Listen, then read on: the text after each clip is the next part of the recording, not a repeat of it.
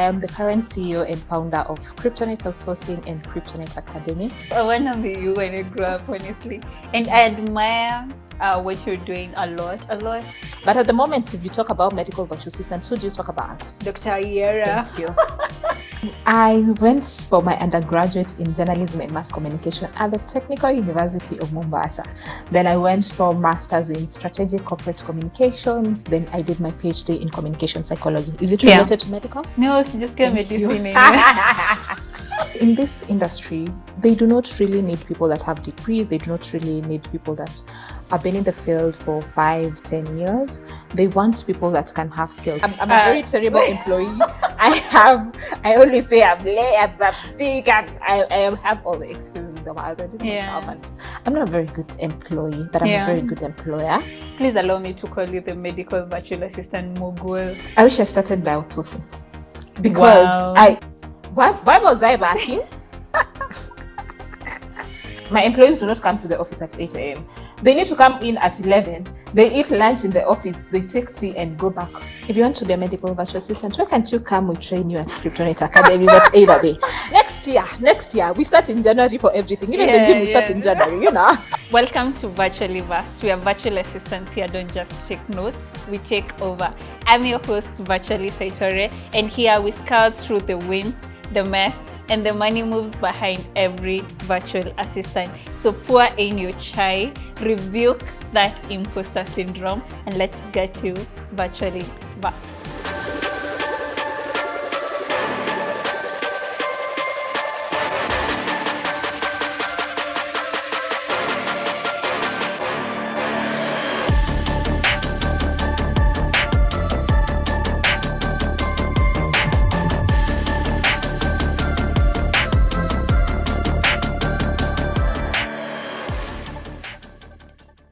Welcome to another episode of Virtually Vast, and today we are joined by the one and only Dr. Swiny Ayiera. She's the founder and CEO of Kryptonite companies, which include Kryptonite Outsourcing and Kryptonite Academy. Karibu sana daktari, tell us about yourself.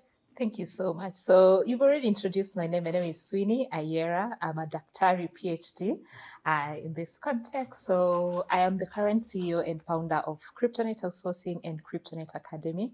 Kryptonite Outsourcing was founded in 2023. It was to serve companies out there with offshore staff. So far we started with the cold calling industry. We have transitioned into healthcare in 2023, and it's been a beautiful journey. Currently we have 123 employees. Wow, in less than 2 years. Exactly. We almost 3 now. So yeah, and we founded, I was training people previously to get into Kryptonite Outsourcing, but this year we founded a Kryptonite Academy. It's specifically for medical virtual assistants. We've so far trained close to 100 plus virtual assistants in the medical field. Like 50% of them have been absorbed into healthcare industry. I'm so glad. Oh wow, that's such a win. Yeah, so that is it. That is Kryptonite Outsourcing, and that's Kryptonite Academy. But either way, we are transitioning in January to other courses like AI and automation, real estate virtual assistant, all the other courses that are written in the website. By January, they'll be ready. But for the moment, we're only taking medical virtual assistant because we have this demand for it in the market. Wow, that is quite interesting. In less than 2 years, you have trained over 100 trainees, you have over 100 employees. Tell us, what is your measure of success when it comes to both companies? Wow. You see, I'm a pretty young company. So my measure of success is money in my pocket. You're just a girl. I'm just a girl. I just mentioned to you that I'm not very financially literate. So if there's money in my pocket, I feel like the company is doing well. But either way, I've put in the work, or I've intentionally decided to be financially literate. I've not started intentionally in my head. Is different from intentionally doing. So I've just decided, you know what, I'm gonna next year we start in January for everything. Even the gym we start in January, you know. So next year I'm gonna go into a financial literate class, Yeah. differentiate the money that comes into the outsourcing, differentiate the money that comes into the academy, and probably even get myself into a salary. But either way, I made a deliberate choice of not having clients myself, because previously I was having clients Yeah. and outsourcing other associate VAs. But at the moment, I just decided, you know what, since the graduation that happened on the 27th, I'm not going to have any client myself. okay. I'm just going to decide to be in management and see how the other virtual assistants are working, how the academy is running, so that it will be easier for me to scale. So the academy is fairly new as compared to the outsourcing company. Yes, ma'am. What are some of the things that you learned while you're managing the outsourcing company that you'd say helped you manage or even found the academy for that matter?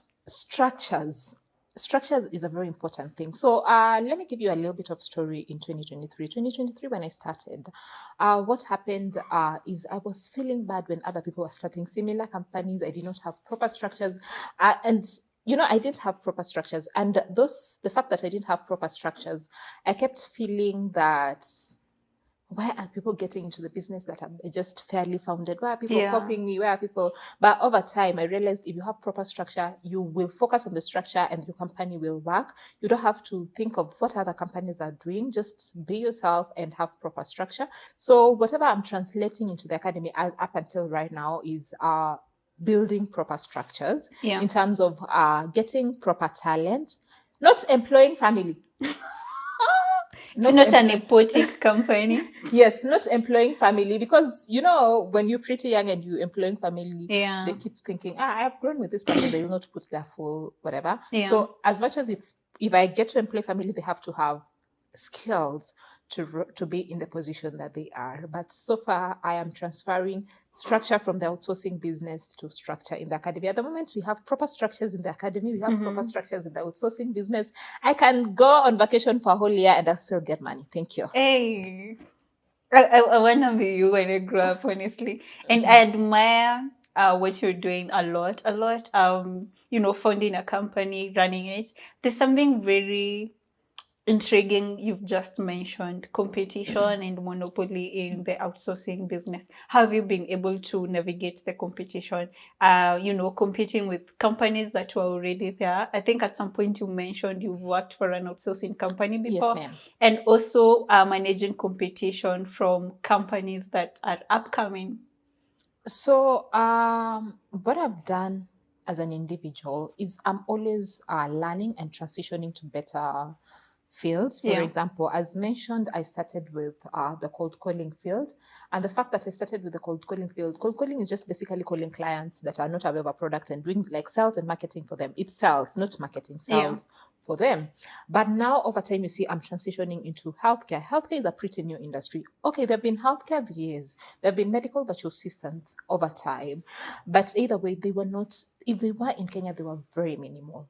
So what I'm doing to stand out or to set myself apart is transitioning into industries or into sectors where it's not very flooded. I know over time it will get to be flooded, but at the moment, if you talk about medical virtual assistants, who do you talk about? Dr. Ayiera. Thank you. Okay, so that is just within the country. Let's talk about globally, because I know there are outsourcing companies for medical virtual assistants in other states or countries like Guatemala, Philippines.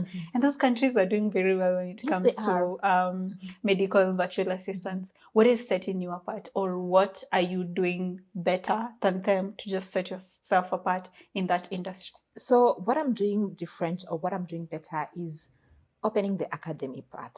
You see, the people that are being in this industry, they do not really need people that have degrees. They do not really need people that have been in the field for 5-10 years.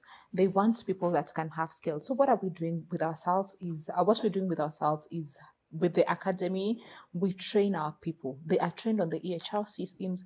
They are trained on communication skills. I know we have a regional accent. We sound like Kenyans. We actually sound like Kenyans. So we have I thought Kenyans don't have an accent. We have a very thick accent. Are you very sure? Thick. Because somebody once told me Kenyans don't have accents. Like you can tell Tanzanian English, you can tell Nigerian English, But in Kenya, You do we have you Kenyan can't tell English? yes, yes, yes, we have Kenyan English. If you go to, for example, to countries that do not, like Ugandans can spot Euro Kenyan. If you go to Rwanda, they will spot Euro Kenyan because you see the as I was saying, it's a Kenyan thing. Oh, It's a Kenyan thing. That is not how we start sentences in proper English. oh, So it's a Kenyan really? thing. So they will spot Kenyan. So what is setting us apart as the kryptonite outsourcing business is we have the academy. We train our people on the systems.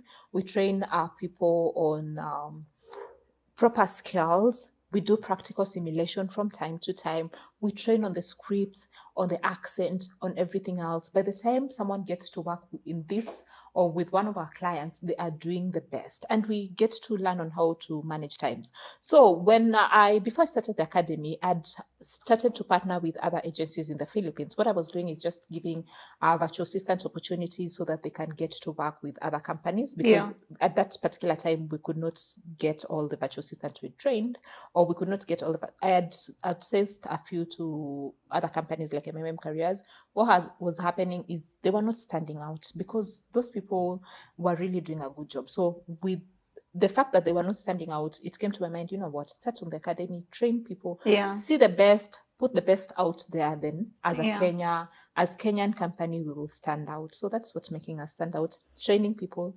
learning on the EHR system, looking at the market changing trends. For example, right now there was changes in the medical coding and billing. I am aware of that, but I'm pretty sure there are companies that are not aware of the changes that are coming into the coding and billing industry.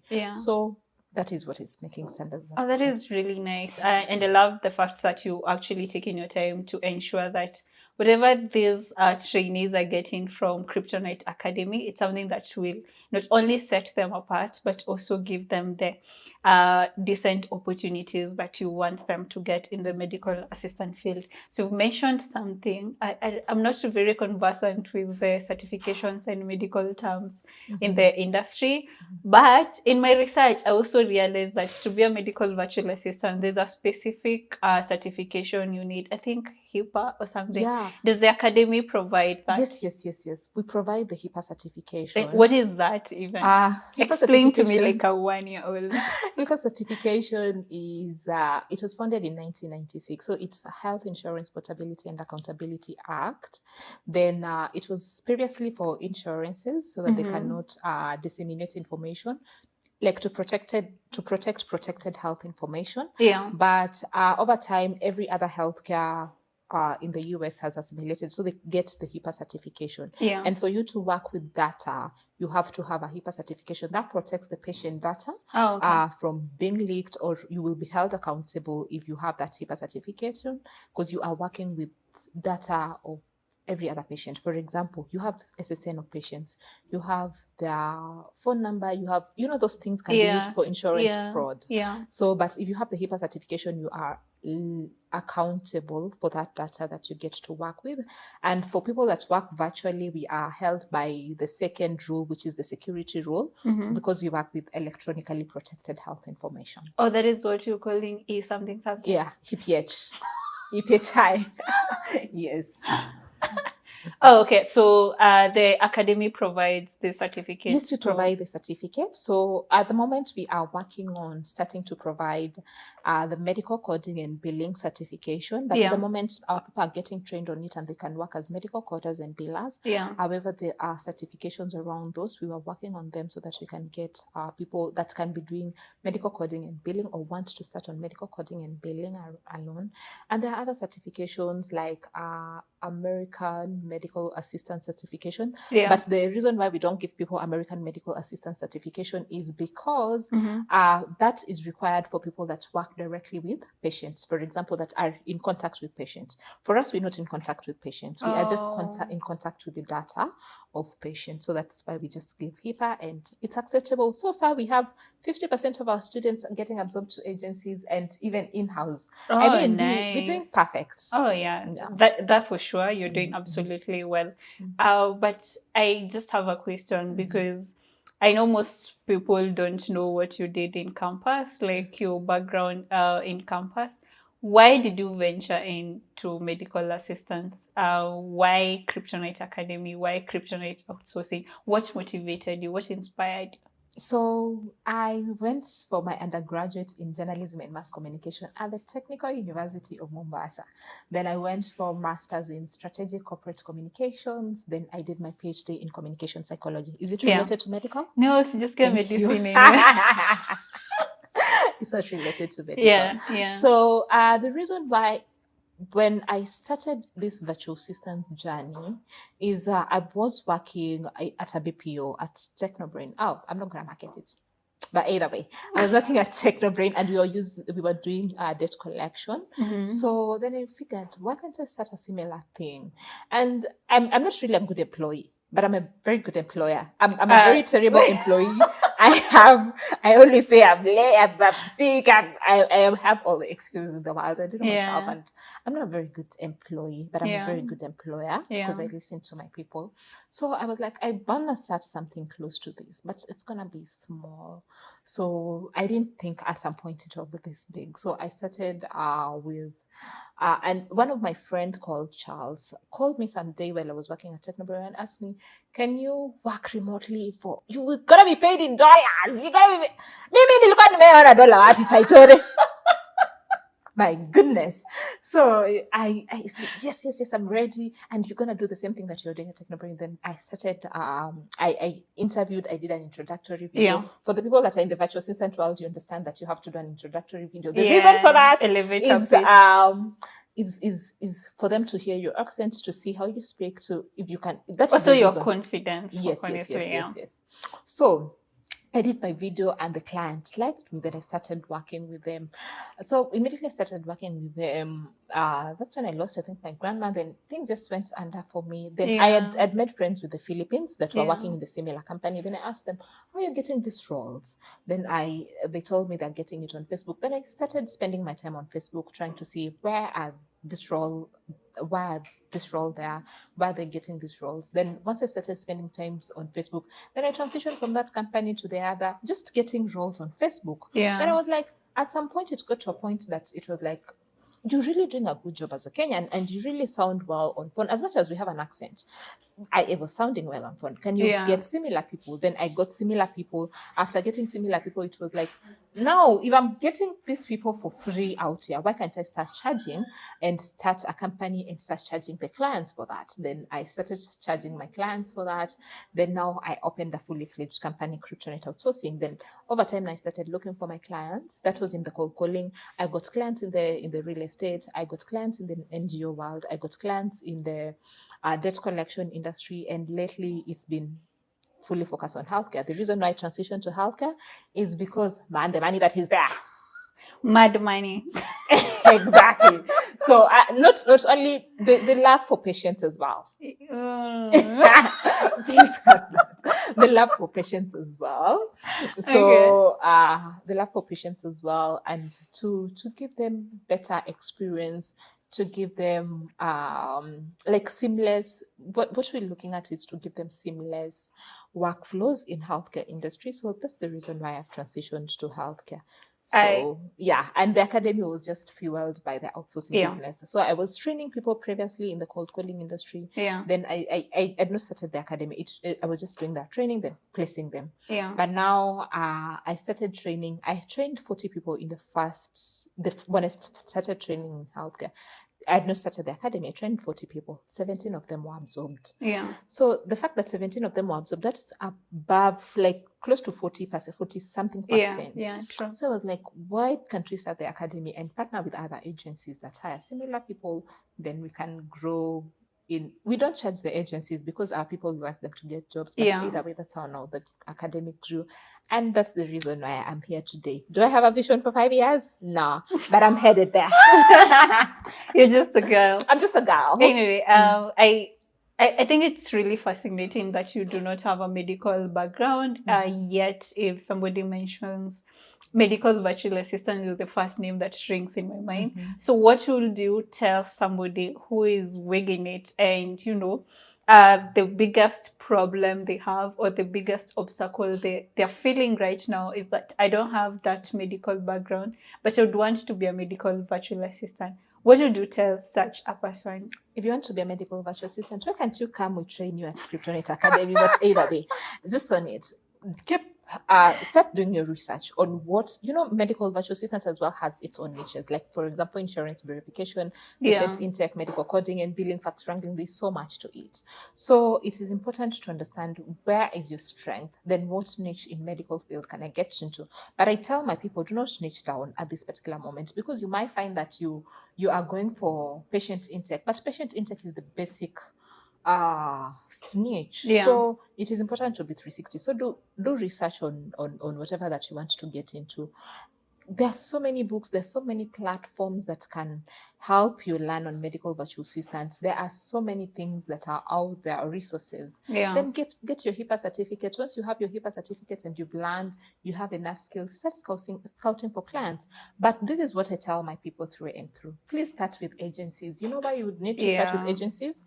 Agencies, that is my blueprint. I don't know about others. That's my blueprint. Start with agencies. The reason why, they will give you opportunity to learn. Yeah. There will be someone covering you. For example, if one of my virtual assistant does something wrong, I'm the one that is contacted. Why has this person not come to work? Yeah. So I have to cover them for some time until I'm the one that has signed the contracts with the clients. So I will cover you for some time. But if you have a client individually and you fumble that client, you're not gonna get a client again. So you are losing an entire business in this context. So start with agencies, learn from agencies. They will give you training, they will give you system, they will give you the experience. Then after some times, once you have gained your wings, you can start looking for your clients, because now you can confidently say, I know coding, I know billing, I know patient intake, I know this and this and this. I know how to verify insurance. I know how to work with clearing houses, etc., etc. Interesting. That was for somebody who is like trying to venture into medical virtual assistants, but they're still, feeling ish. So what is one transformational story from people you've trained, right, that have gotten into these jobs, or that their life changed by just venturing to medical virtual assistants, and you'd want to talk about, to just encourage that person who is still winging it? So, wow, the fact that I've trained so many people, there are so many stories that come around. And the fact just that one to one. One is the fact that people get jobs, man. Yeah. The fact that someone did not have an opportunity 2 years, maybe 2 months ago, and now they are hired, that's really transformational. I'm putting food on people's tables. And I think that I would say, people that do medical virtual assistant, they don't tarmac as much. So someone's story that I would say, let me talk about Shem. Shem is a very good lady. She's a forensic scientist. She started training. She was the first person to pay for medical virtual assistant, because she was the first person. So she was the first person I hired from the June cohort into my company. She's really doing wonderful. She's transformed. When you get to work with clients, is you get to grow in the field as well. So you start with patient intake, then you move to another role. So she's been moving roles because she's very good at it. So the fact that I've changed Shem's life, the fact that I've changed Michelle's life, the fact that Sally have gotten roles. Sally, first of all, Sally got a role. She had not even graduated. She don't even finish the whatever. I just did interview. She was liked by the client. Then she got a role. I mean, that is transforming people's life, right? There's something you said, and I just want to reiterate on that, because I kind of feel like you're very modest when you said it. You said that you're a very good employer, but you're not a good employee. I actually witnessed that during the graduation ceremony. I think we were taking photos and somebody came in late. I don't remember her name, but she came in late, and the first thing she was like, I'm so sorry, I came late. I don't remember the excuse she gave. And you were like, I'm very mad. And she was like, can I get a hug? You were like, I was like, okay, boss. So I actually witnessed how you handle your employees, how you carry yourself as a boss and as a friend as well to these employees. Not really as a friend, but as somebody who is approachable, not just a boss, but an approachable boss, and somebody your employees can come to when they have a problem. I think kudos for that. You're doing amazing as an employer. And I'm just wondering, so you're running outsourcing, you're running an academy, you have clients, you just dropped your clients the other day, you have your personal life, you have things going on, you have TikTok, you're content creating. How are you managing?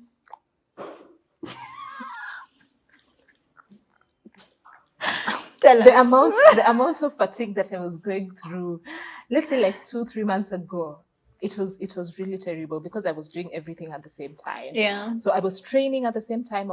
So now, over time, what has come about is, if you have structures, it helps you. For example, Delegating. Yeah. yes, yeah. So I started delegating from the training. First of all, the last cohort that we trained was August. I've not even finished with them, but I'm still with the practical simulation at the moment. But I delegated training to a trainer. Yeah. She's really good. For me, I have fear of giving people opportunities and they cannot deliver more than I can do. So Yeah. the first few days I was like, is she gonna deliver? Is she good? Is she? But she's really, really good. So I first of all delegated the training. It was so easy for me. At that particular time, we'd gotten a social media manager for the business, so it was easy for me. I delegated. So training is out of my Yeah. desk. Oh, So right now I damn. can just do the TikToks left, right, and center. My clients on the 27th of September, I told myself, this graduation marks the last day I ever work with a client, unless a client is paying me $1,000 per hour. Yeah. So they would rather pay my company so that I Yeah. can give them associate PAs that are well trained, that know what they are doing, Yeah. etc., etc. So I delegated as well from the 27th. All the clients, they now have associate PAs that are working for them. I just oversee, but I have proper structure in terms of every team has a team leader.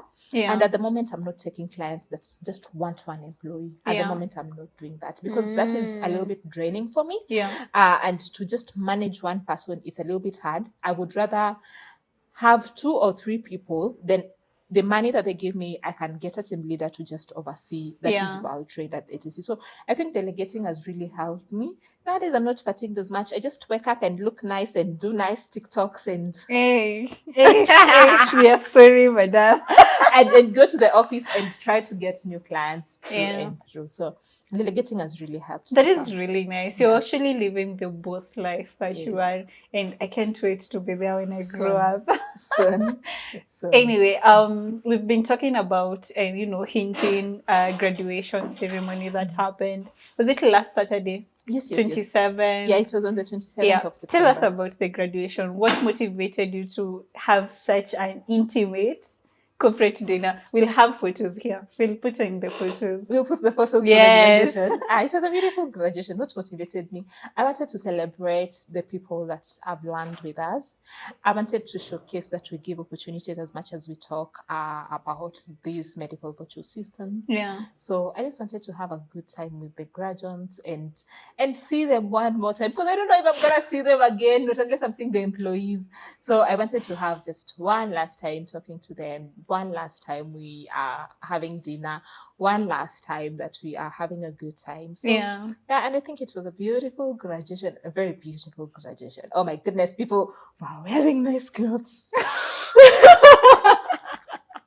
Yeah. And you looked really amazing. Oh my God, you looked like a goddess. Thank you so much. Thank you so much. But it was, I wanted to have like one last time. We talk to people, we encourage them. There is opportunities out there. There are people that have gained from this medical virtual assistance training. Yeah. And to put our academy out there, at least from the graduation, there are people that know now the academy. So yeah, that was my goal. That was my goal. Interesting. Now, please allow me to call you the medical virtual assistant mogul. So tell us, what is the future of medical virtual assistants? How do you see it in your own perspective? What does that future look like for, medical virtual assistants in the country right now? So let me start with the healthcare personnel. It's going to give them an opportunity to outsource all the administration work, in terms of you will have scribers doing the notes for you, the documentation for you. You will have people doing the administration work for you. Like, you will have the free time. You will just be seeing your clients and you have everything else at the back end done for you. So it will be easier work for you. And it will be easier work for them. They can have a lot of time to see the patients, what they are really passionate about. Yeah. So, but for the medical virtual assistant field, it's a growing, people get sick on a daily basis. Yes. And there's so many people that are born on a daily basis. Yeah. So it is a field that will never go out. And it's a field by let's say 2030, it will be a very, very lucrative field Yeah. for medical virtual assistant. If you start right now, in 5 years, man, you must have had a client. Yeah. And it's gonna be a very big field, and people are gonna get opportunities and change people's life. Man, there are people that were not aware about medical virtual that now they're True. eating. True. Now we are getting employment to them. My goodness. So yeah, I think it's gonna be a very big field. And the projection, what we do projections with agencies like Crypto Outsourcing. Yeah. So we are projecting by 2030 we will have around 400 billion circulating in the medical field for medical virtual assistants. Interesting. So yeah, it's gonna be a very big field, and it still is. Especially the Philippines really walk up and put their legs in it. They've been doing it. Like MMM Careers has over 1,000 employees. I have, of course, there are 100 employees are not all in the healthcare. I have employees in the Turkish airline. I have employees in other fields. But my goal is by end of next year, I have close to 300 employees in healthcare. Interesting. Yeah. You're making me rethink my entire niche, honestly. I know I've said this before to you, but I have wrote about medical virtual assistants. And so it's because I also see the future in it and the lucrative bit in it. So let me ask you something. If you would go back to the very first day, before I even ask that question, how long did it take for you to find your footing in the medical virtual assistant field? Let me say 8 months. Okay. 8 months. Okay. Not Is it you see, 8 months of actively training, 8 months of actively looking for a client, 8 months of what? First of all, for me, it's not hard for me to get clients. You know, I talk a lot. My goodness, I'm a very good sales lady. Yeah. So I can always talk to people and they will listen. For some reason, I don't know what I have. I love but the confidence. Yes, Yeah. people will listen. So Yeah. for me, I didn't struggle to get even my first client. I found someone on Facebook was asking, I need people that can help me with virtual assistant. I'm in healthcare. Can you help me? I said, yes, I've been doing this. I'm a virtual assistant. However, I'm not in the medical field. She trained me for 6 months. Yeah. For me to be in a position to be out there. So it wasn't hard for me to get my first client because it was easier. I got them, then I transitioned. For me, I get, then I transition. I got them at then transition. Yeah. But the second client, it was a referral because I started talking about medical virtual assistant. The third client, it was just doing the cold calling, cold emailing, and everything else. Yeah. So it is. I can't say it has taken me so long, but it took me close to 8 months to figure out, oh my goodness, the work in healthcare, I can't do it alone. I need to train people. Yeah. I need to have people trained that are ready, that can get into the healthcare. For example, if today I get a healthcare client, I'm just calling 10 people, we're getting into an interview. Then because they already know what they are doing in this field. Yeah. So yeah, I think it's... I love your confidence. I think I also tell my employees that the only way you can reject me so fast is if you look at my portfolio, naikose kukubamba. But if we get into a call with you, trust me, you're going to hire me. Yeah. There's just no going back because I also feel like I carry the confidence and the good sales pitch and the elevator pitch. You know, I know how to market myself. So going back to years back, right? Or going back to the very first day you were a virtual assistant, what is something you think you'd have done differently that would have set you up? Why are you smiling? That would have set you apart in a better way than it did that time? I wish I started by outsourcing. Because why was I backing? Let me tell you a thing. And you know, for me, I've never had one job. I've always had a day job and a virtual assistant job. Yeah. So I was really fatigued from the day job, still working at night to try to meet. I wish I could have just started by looking clients, then outsource people. I wish I could have done that from the first go. But you know what? In this life, you needed to make the money first. Yes, you need to learn. You need to figure out. It's a learning process. So I wish I could have started outsourcing immediately because outsourcing is where the money is. Yeah. But either way, it's okay. I've gotten there now. Yeah, you've learned better now. Anyway, that is really nice. And just to anyone who is curious, Dr. Ayiera, what do you do to stay grounded or, stay active? You're running so many things on the side. What is one thing that refills your cup after it runs out? I talk a lot. The fact that I can talk to anyone. You see, I get into an Uber all the time and start talking to the funny Uber enough, person. I never knew you talk a lot until yesterday. Really? Really? Yeah, we haven't interacted as much. Oh my goodness, I talk a lot. So the fact that I can talk to everyone, you see, for me, I can't. If a problem is pressing me, I will start talking to the Uber person. You see, now this is what my employees are doing to me. What am I gonna do? Then they will give me advice. Then I'll go to the Mama Boga person. My goodness, I'm stressed because by the time I'm done talking by the entire day, I'm going to sleep very nicely. So that, I think, really helped me a lot. Yeah. But I overshare. I think it's a problem, but I do I care. It's really helped me. So yeah. Wow, interesting. And talking about your employees, I think I have remembered something that I saw on your TikTok the other day, where you had an with quote unquote altercation, allegedly, so that you don't sue me. Quote unquote altercation with an employee, and then something tragic happened to her. How did that make you feel? Oh my And can you goodness. tell us? Because I just said it, No, it's one of my employees. My employees do not come to the office at 8 a.m. My employees do not come to the office at 8 a.m. They need to come in at 11. They eat lunch in the office. They take tea and go back to the home at 2 p.m. I don't want anyone at 2 p.m. in my office. So this is the point. So my employees do not come very early. So they come at 11. Yeah. And they do not come every day. They come twice a week. Or there are other teams that come once a week. There are other teams that come twice a week. So I don't want them in the office most of the time. Yeah. Then you are coming at 11 and you still late. That was a little bit frustrating for me. Yeah, I can imagine. Yeah, it was a little bit frustrating. So I was just asking, where are you? What are you done? I just called them and I can imagine. You are 30. You could have just said, I'm coming in late 30 minutes in, because I have things to do as well after this. Yeah. I don't want you in the office at 2 p.m. I think she left at 1 on that particular day. Yeah. So then the next day she lost her mom. My goodness, my world came crashing down. And I felt so bad. Sometimes we don't understand that other people have other things to do. We only think about our world. We only think about ourselves. We only think we are the people that are stressed. Yeah. But everyone else is going through something that they will not talk about. So probably she was even taking care of the mom before she got to the office. And I wasn't aware of that. Then now she loses her mom. I really felt terrible. But my goodness, see, I get stressed over the end month. But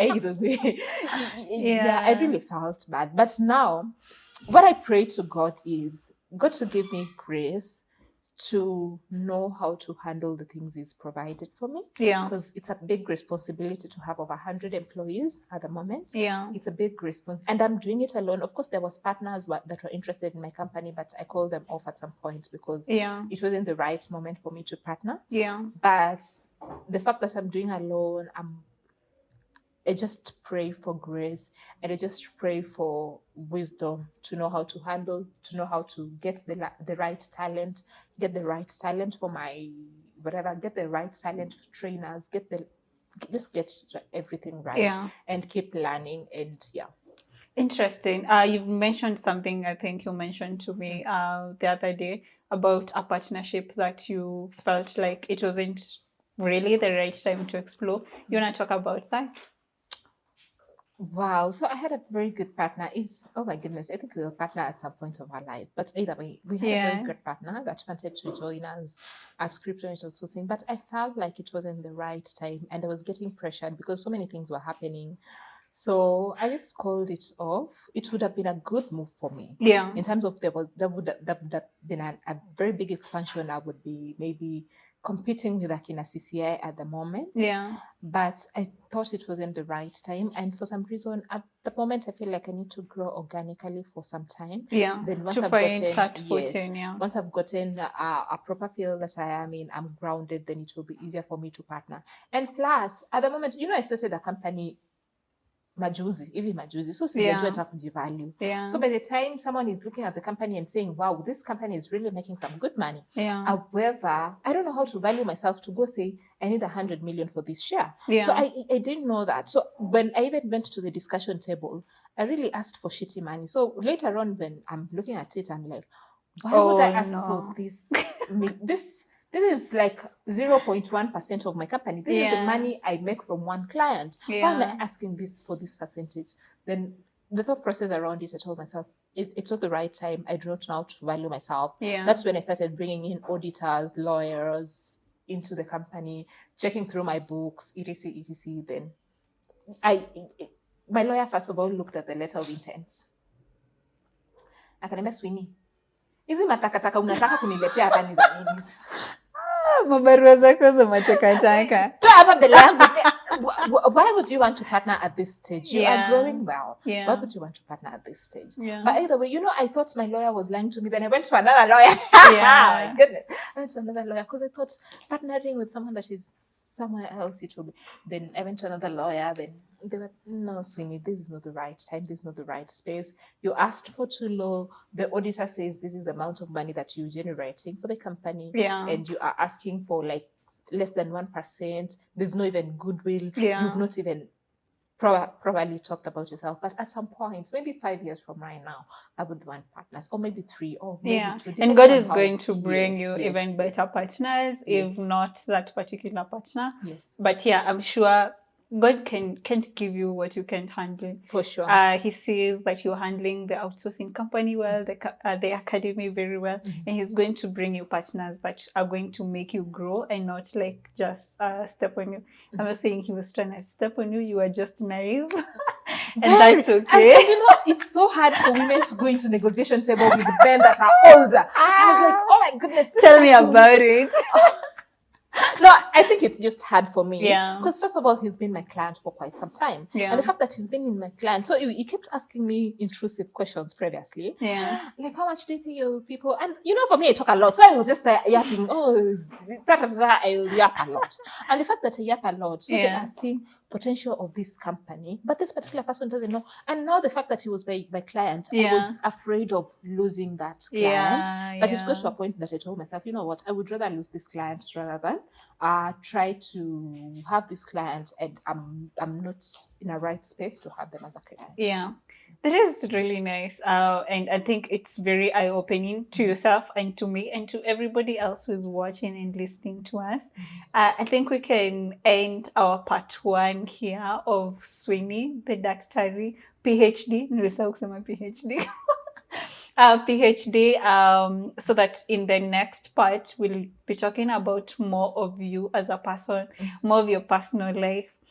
Kuna mtu nimekuwa nikiona mahali, we can talk about that mtu as well.